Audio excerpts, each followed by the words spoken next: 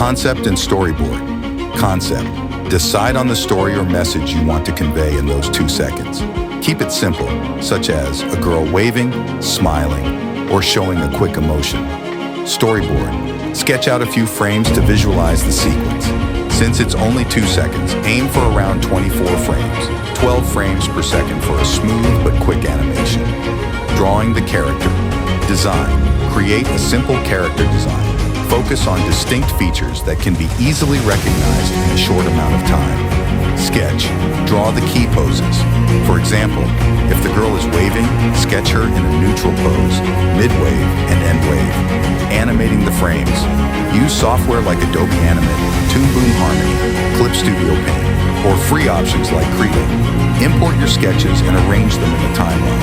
Create in-between frames to smooth out the motion. Refining the animation. Add details to the sketches to make them more dynamic. Ensure the lines are clean and consistent.